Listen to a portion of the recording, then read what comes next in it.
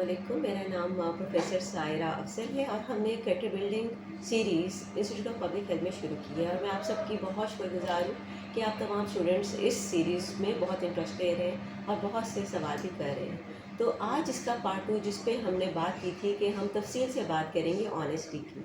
बहुत से लोग ये समझते हैं कि जो ऑनेस्टी है ये आपके एक्सटर्नल फैक्टर से शुरू होती है, लेकिन मैं आपसे ज़रूरी बात ये करूँ कि सबसे पहले ऑनेस्टी आपके अपने अंदर से शुरू होती है।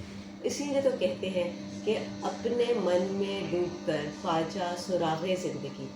अक्सर स्टूडेंट्स हमसे ये बात करते हैं कि बहुत से इम्तिहानात में हम इसलिए अच्छा परफॉर्म नहीं कर सके क्योंकि हमारे पास टाइम नहीं था, हम सही तरह पढ़ नहीं सके और हमने पूरी मेहनत नहीं की। लेकिन दूसरी तरफ ऐसे स्टूडेंट्स भी हैं जो अपनी पूरी मेहनत के बावजूद अगर इम्तिहान में फ़ेल हो जाए तो वो इसका तमाम ज़िम्मेदारी दूसरों पर डाल देते हैं। तो इससे ऑनेस्टी का पता चलता है कि वो अपने साथ भी ऑनेस्ट नहीं है। लिहाजा जब भी कोई इम्तिहान हो तो एक तरह का आप अपने मन में डूब कर ये देखें कि कहीं आप में कोई कमी तो नहीं रह गई, कहीं आपकी एफ़र्ट में, कोशिश में क्या कुछ आप बेहतर भी कर सकते थे। और ये याद रखिए कि जब आप अपने साथ ईमानदार होंगे तो आप दूसरों के साथ भी ईमानदार होंगे।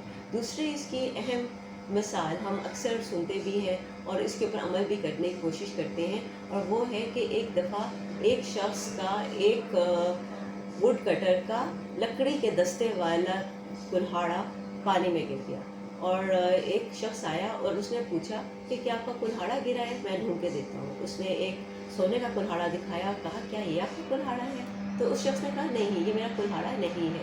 उसके बाद एक चांदी का कुल्हाड़ा दिखाया, कहा क्या ये आपका कुल्हाड़ा है? तो कहा नहीं, ये मेरा नहीं है। तो उसने लकड़ी का कुल्हाड़ा दिखाया तो उसने कहा हाँ जी हाँ, यही मेरा कुल्हाड़ा है।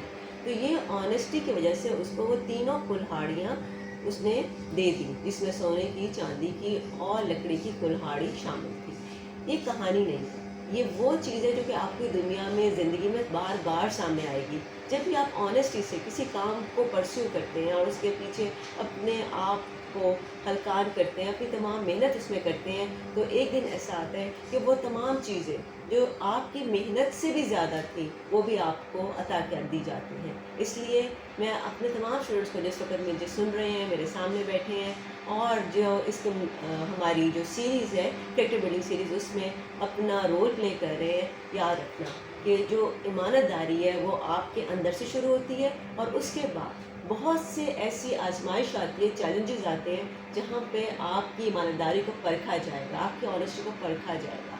वहाँ पर आपने ईमानदारी का सबूत देना है, अपने आप को अमीन साबित करना है, तो दुनिया आपके लिए है।